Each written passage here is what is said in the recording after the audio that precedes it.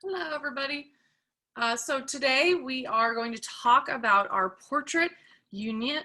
This is one of my favorite camera assignments because it involves capturing people, either in their day-to-day regular environments, in a formal way where you arrange the scene and the pose and everything from what the person's doing to what's behind them, or you can capture something about who they are, maybe more than just their descriptive qualities, but capturing a person through purposeful lighting, placement, mood, keeping in mind what their expression might be, whether or not you want to control or alter the scene or have it be more authentic to what's actually going on in a candid style, using good timing, using props, any of these varying variables can really give your portrait a unique look that helps it stand out from the rest. So let's take a look at a couple of examples.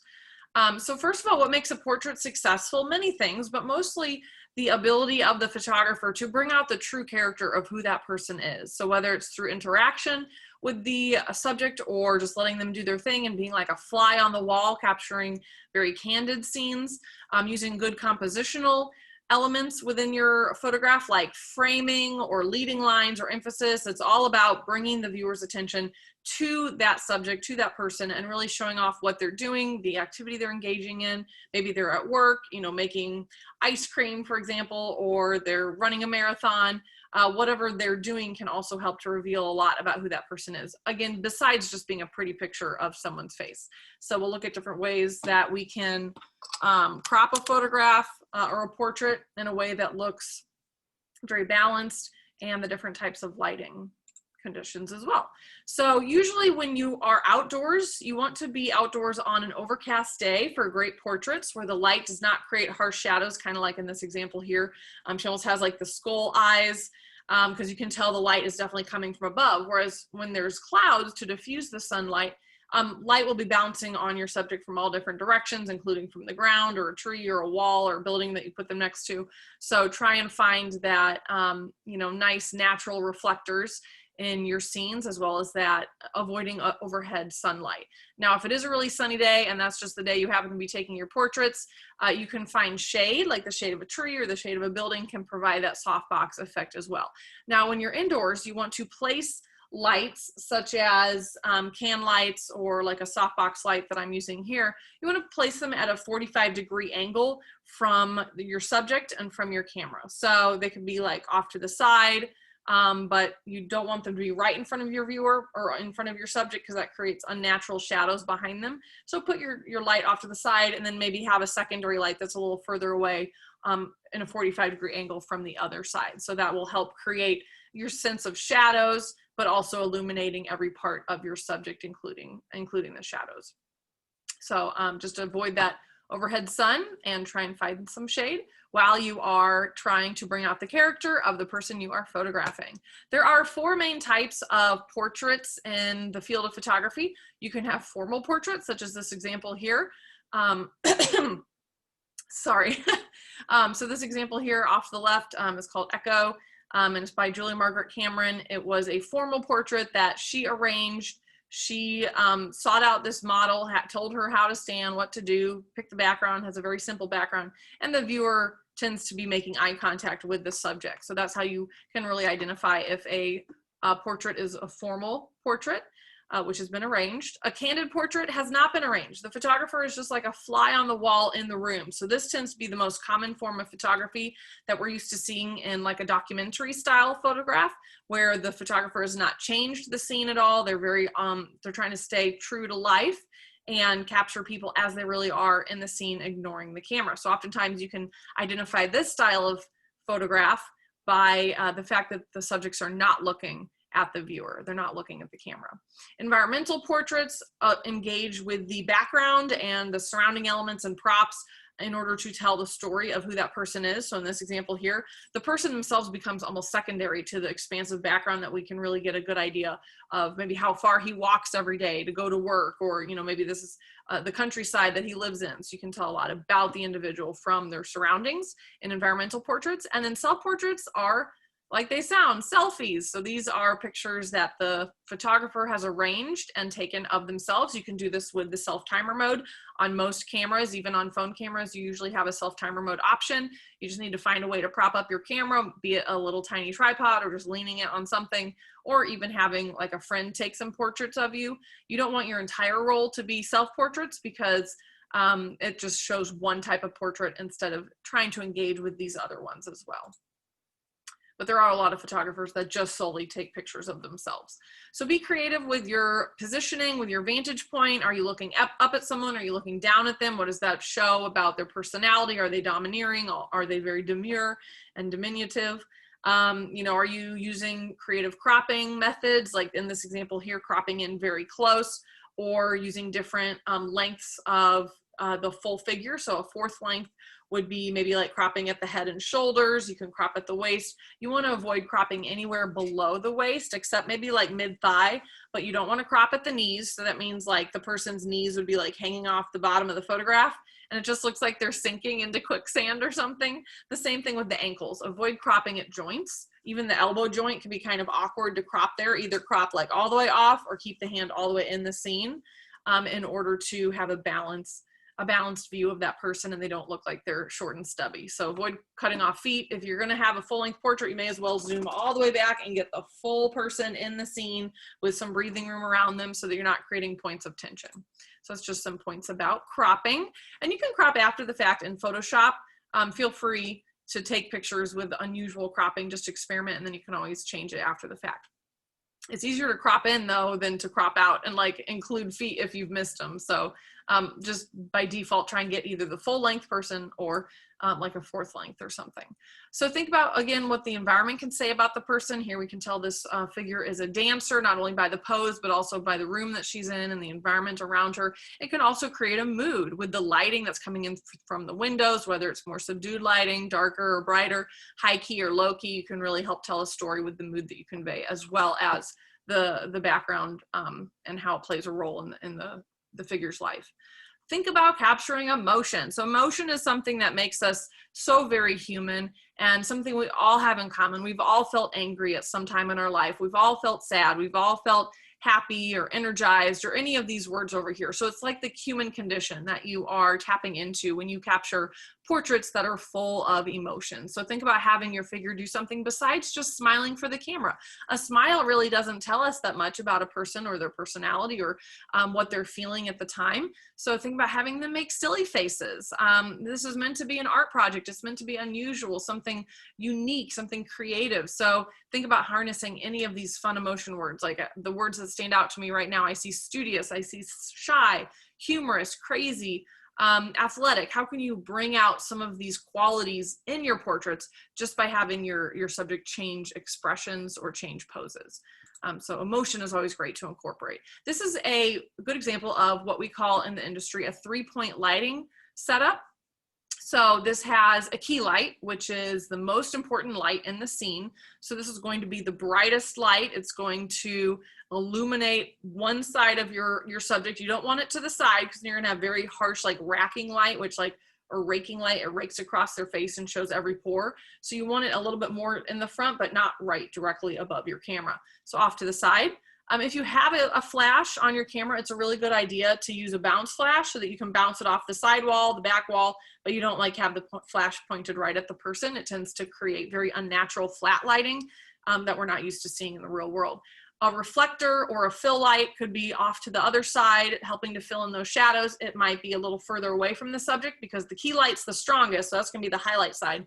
And the fill light is just there to simply fill in the shadows. So you could put it a little further away. A hair light is an additional thing that you may or may not have access to, but any light that's coming from above, you can use like a lamp, I don't know, reflected off the ceiling, or some kind of a can directional light, or you could even have like a skylight maybe in your house and like access that light, or be outside and have the light from the sun kind of filling as the hair light from above. So it's important through all of this to try and create some separation from the background of your subject. So your subject should stand out, whether that's with the shallow depth of field that we learned about in the last project. It could be with the lighting. If you're using backlighting, that can also create some like rim lighting around your subject to outline them physically so that they stand out from the background. You might want to use a solid colored background so that it's more simple, and the simplicity, allows them to stand out. So it's all about creating that separation and really emphasizing your subject in the scene. Okay, so let's look at a couple of portrait photographers that have made history over the years. James Van Der Zee was a really instrumental figure during the Harlem Renaissance in New York. So he was actually from New Jersey, and he made his first darkroom in his parents' basement when he was 11 years old. And then he worked in a portrait studio as a young man. He worked with his sister, started his own portrait studio eventually in New York in 1915, and worked through the 1920s and 30s, documenting the changing and the rising middle class, as well as African Americans that were instrumental throughout the Harlem Renaissance. He was also in the Harlem Orchestra. He played the violin, so he was very talented in many different ways. And you can see his artistry in the way he recorded the Harlem Renaissance of, huge African-American figures at the time, like Bill Bojangles Robinson, and other really noteworthy individuals.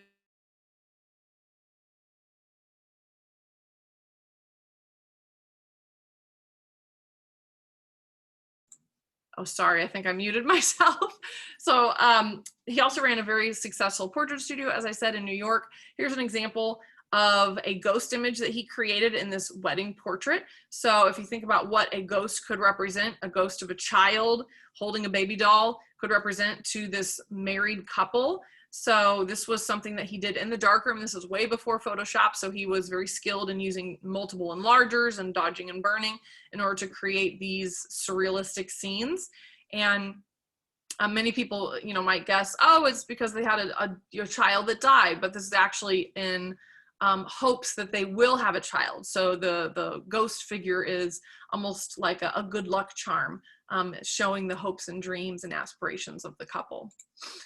Here's another one from the 1920s. You can see the artistry of the hand-painted flowers that he had to actually go back in with a paintbrush and embellish to add that artistic edge. So you can see that the backgrounds are very formal, the subjects are posed, and most of them tend to look at the camera when they are in those formal arrangements. Okay, Dorothea Lange captured the Great Depression. She's best known for these Depression era portraits of individuals that were struggling during this time with the Great Depression, as well as the Dust Bowl kind of hitting the West and the Midwest extra hard. So this is like a portrait of a man waiting in a bread line, waiting for food. This was before the New Deal, as sort of like propaganda in order to pass the New Deal, in order to help starving families. So she worked for the FSA, the Farm Securities Administration, which was instrumental in bringing about the passage of the New Deal, largely because of her photographs that helped to bring empathy to people in the East that were not suffering from the Dust Bowl. They were still suffering from the Great Depression, but they didn't have the twofold attack of this horrible drought that got rid of, it destroyed all the crops. And so not only did people not have any money, but they had no food either in the West. So it was a huge, very difficult time in our country's history. Dorothea Lange also had polio as a child, so she walked with a limp for her entire life. So in many ways, she could identify with the struggles that everyday farmers and migrant workers were dealing with on a day-to-day basis. This is her most famous portrait, and arguably the most famous portrait in the history of photography.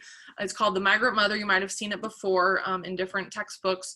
It really became emblematic for the Great Depression in itself. So this portrait represented the Great Depression. Even still to this day, when we think of the Great Depression, it's synonymous with this portrait. So I like to ask students, why do you think that is? What qualities does this portrait have that really, exemplifies what the Great Depression was all about, but also what themes might emerge, or what type of a perspective does it have? And what does it say about America? Just maybe even the resiliency. So you see the furrowed brow of this mother, only 30 years old, looking well worn and well older than her time in 1936. This is Florence Owens Thompson with her children. So this is only 3 of her 7 children. And at first this portrait was called the Pea Pickers because that's the way they survived, was they went out and found foraged for peas left over in the dirt of, these long gone crops, and they would also eat birds and just whatever they can come across. So if you think about the things that might be on her mind that she might be worrying about, maybe where their next meal is going to come from, how she's going to feed her children. And you can see their clothes, even just the texture and the dirtiness of their clothes and hands and face really communicates that sense of homelessness and hopelessness that kind of represented the Great Depression. But then in the same sense, we survived, we made it through, and that American resiliency is really showcased in her, strong furrowed brow, the looking off camera, almost looking towards the future, with thoughts of, we will survive, we will get through this, and we did as Americans together. So this is a very, very important photograph in the history of America and American, just being human in America. Okay, so George Hurrell was a Hollywood photographer. He actually got his start in Chicago and then followed a friend out to California to paint for MGM movies. And he was hired on by them as a photographer shortly after, and helped to really cement the style of glamour in Hollywood in the 1920s. So you see these really well-lit formal portraits of these beautiful starlets. He photographed many celebrities with those simple backgrounds, and he also developed something called the boom light, which is the hair light that helps to create separation from the background of your figure, but it also really helps to highlight the color and the texture and the detail in their hair, and as well as in their face, without creating any harsh shadows. So he really was an expert he revolutionized the field of lighting in portraits. Okay, Diane Arbus is a photographer, a portrait photographer, who really focused on people that were at the fringe of society and figures that tended to not fit in. She felt in many ways she was depressed, fought depression her whole life. She married her high school sweetheart, Alan Arbus, and then shortly after their divorce in 1972, she took her own life. So she struggled her whole life with feelings of unworthiness and depression, and just feeling like an outcast in herself. So most of her figures sort of capture that sense of not belonging. Like, she photographed circus performers, people that would be deemed circus freaks back in her time in the 1950s and 60s. She took a whole roll of this little boy down here who's holding the toy hand grenade. And in every single picture of the 12 that she took, he looked normal. He was a little kid playing, dancing, smiling, laughing. But in one shot, he made this strange grimace face. He kind of has this contorted look with his one hand reflecting the look of the other hand holding the grenade. He's got these knobby knees, his disheveled outfit. And that's the image that she decided to publish and run with. So she was really interested in finding those people that stood out and celebrating their differences. So really showing off people that just were deemed ugly by society at the time, like giants or dwarves or transvestites or circus performers, people that just didn't quite fit into the norm in the 1950s. You can think back and think about what types of people may have been like, scoffed at the time, that today we take for granted because we're so focused on having inclusion and being tolerant of others, but that was not the norm back in the 1950s. So she helped to push some of those boundaries of celebrating people that were deemed ugly or unusual by the rest of society. So she changed a lot of minds there. Steve McCurry, he's our last photographer here that we're going to look at. He was a great portrait photographer because he was a great traveler, and he gave up a job when he was very young in order to just photograph throughout India. He's a freelance photographer, but many of his photographs have been used by National Geographic. He really got his start by dressing up in Afghan garb and going undercover into a refugee camp and over the war boundary into Pakistan, and photographing the harsh realities and really the toll that war takes on the human condition and physically on the human body. His photographs are also really known for their really striking, beautiful contrasts and colors. And this portrait right here is his most famous. It's called Afghan Girl, and this is probably the most recognizable portrait, aside from the migrant mother, in the history of photography. So this portrait really captured the curiosity of the rest of the world.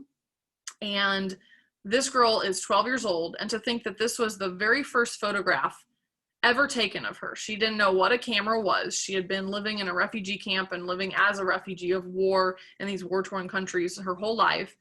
And she, I mean, you think of that intensity in her eyes, the fire in her eyes, she doesn't really know even the purpose of what he's doing with this camera. And just to imagine that type of a lifestyle, and this really put it in center stage on the cover of National Geographic in 1985. Also the contrast in color just really helps to emphasize the subject. We talk about that separation between the foreground and the background. There's a great example of that, with still having some repetition with the tattered shoulder with the green cloth, as well as her just striking, beautiful green eyes. Definitely draws the viewer in and helps, again, to build that empathy for, you know, the way the rest of the world, you know, interprets how people in these conditions are living. Fun fact about this girl, Sharbat Gula, she was unknown for many, many years after this photograph was taken. It was just an anonymous photograph. And Steve McCurry actually went back to Pakistan 17 years later in 2002 and found her and photographed her again. So she's about 30 years old in the second photograph, and they published a side-by-side in, again, on the cover, like found, Afghan girl found, on National Geographic's cover in 2002. And this is what she looks like. And again, just that idea of the toll that war takes on the human body, on the human face. She does not look 30 years old. She looks much, much older, because that's just the ravages that war takes, that toll of worry that we also saw on the migrant mother's face. So many of these photographers are great at bringing out humanity in their subjects, and not just showing what they look like, but how they live and who they are as individuals. So your portrait shoot assignment is to take 100 pictures, and you're going to be showcasing 5 of your best after you take those 100 and narrow it down. Think about maybe using a full body shot in a couple of pictures, like from the head to the toes. Think about 3/4 shot, so that might be like from the waist up, or cropping at the shoulders and the head, or getting extreme close-ups. Think about what that can do. Make sure that you're using Photoshop to edit lighting, edit the background, maybe smooth out some wrinkles or whatever you want to do on the post-processing, on the editing. You can be a very straight photographer and not change your photograph very much, because that can be more authentic to who the person is. Or you can try and make just a lovely portrait that's nice and blurred and sort of the pictorialist style, where they really wanted to make photographs look like paintings. So they're trying to perfect the fine art quality of their portraits. And think about different lighting situations that you can take advantage of. Use window light. Put your subject looking out of a window, or have the window be the side light. Go outside and find shade, or find an overcast day where the backgrounds are going to be really flattering, as well as the light that's kind of bouncing off of things evenly dispersed on your subject's face. So again, diffuse, hazy light, indoor light, use a lamp, studio lights, and use more than one angle of lights. Okay, so that is how you take great portraits with even your cell phone camera can handle this assignment, and do it well. If you are very conscious about what's in your background, where your light is coming from, and what your subject is doing, you can create some really impactful images. Thanks so much.